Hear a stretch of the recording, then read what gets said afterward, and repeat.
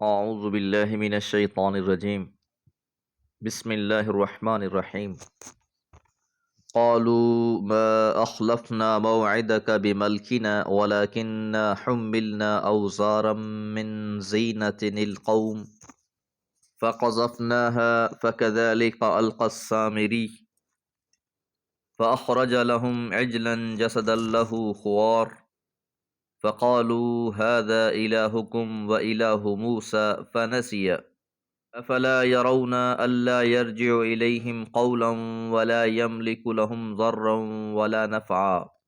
سورہ طٰہٰ آیات 87 سے 89۔ پچھلی آیات مبارکہ میں ہم نے یہ بات جانی کہ حضرت موسیٰ علیہ السلام جب تورات لینے گئے، پیچھے قوم نے بچڑے کی پرستش شروع کر دی۔ آپ کو غصہ بھی آیا، افسوس بھی ہوا۔ آپ واپس آئے اور پھر قوم سے پوچھا۔ قالو، تو قوم نے کہا، ما اخلفنا موعدک، ما اخلفنا، ہم نے خلاف ورزی نہیں کی، موعدک، تیرے وعدے کی، کہ آپ کے جاتے ہوئے جو ہم نے آپ سے عہد کیے تھے، ہم نے کسی بھی عہد کی خلاف ورزی نہیں کی، بے ملکنا، اپنی مرضی سے، اپنے اختیار سے، ولیکننا، اور لیکن ہم، حملنا، اٹھوائے گئے تھے ہم سے، اوزارم من زینت القوم، قوم کے زینت کے زیورات۔ 12 قبیلے تھے، ہر قبیلے میں کچھ لوگ متعین تھے جو اپنے پورے قبیلے کے ذمہ دار تھے۔ تو آپ نے جو ذمہ داران لوگ تھے سب سے پوچھا کہ تم نے یہ کیا کیا؟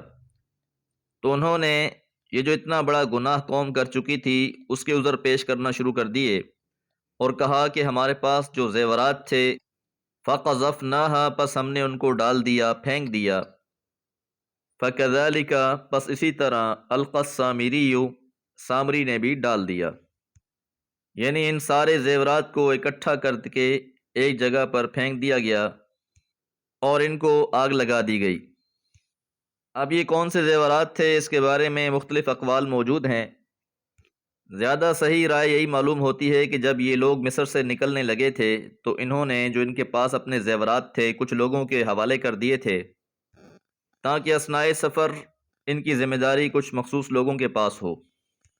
بعد میں یہی زیورات ان کے لیے ایک فتنہ بن گئے، تو لہٰذا فیصلہ یہ ہوا کہ ان کو اکٹھا کر کے آگ لگا دی جائے۔ بالآخر سامری نے ان زیورات سے ایک بچڑا بنایا اور اس بچڑے میں اثر رسول والی مٹی بھی ڈال دی، اس لیے فرمایا فَأَخْرَجَ لَهُم، پس نکالا ان کے لیے، عجلاً، بچڑا، جسد اللہ خوار، تو اس بچڑے کی آواز تھی۔ خوار بچڑے کی آواز کو کہا جاتا ہے۔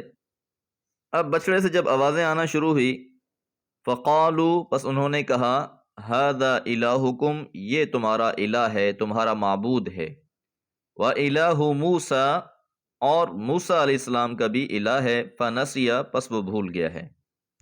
تو یہ سونے سے بنا ہوا بچڑا اور پھر اس میں سے بچڑے کی آوازوں کا آنا، یہ قوم کے لیے ایک بہت بڑا فتنہ بن گیا۔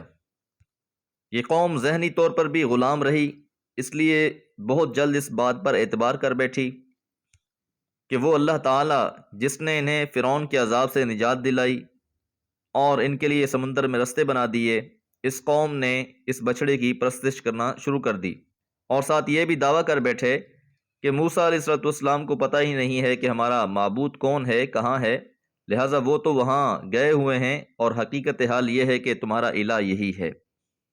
فنسیہ، پس وہ بھول گئے ہیں، یعنی موسیٰ علیہ السلام کو پتہ ہی نہیں ہے کہ ہمارا معبود کون ہے۔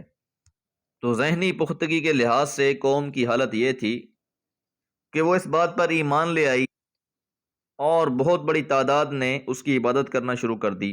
جب وہ ایک آواز نکالتا اس کے لیے سجدے میں گر پڑتے، دوبارہ آواز آتی تو سجدے سے سر اٹھا لیتے، اور پھر انہوں نے ایک دوسرے کو اس کی طرف دعوت دینا بھی شروع کر دی کہ الہ حقیقی یہی ہے۔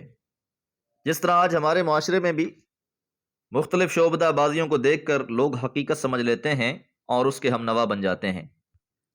اب اللہ فرماتے ہیں افلا یرون، کیا وہ اس بات پہ غور نہیں کرتے، اللہ یرجع الیہم، کہ وہ انہیں جواب نہیں دے سکتا قولاً کسی بات کا، کہ اگر یہ اس سے کچھ مانگیں کچھ کہیں تو اس میں جواب دینے کی طاقت بھی نہیں ہے، بس ایک مخصوص سی بچڑے کی آوازیں ہیں وہ نکال رہا ہے۔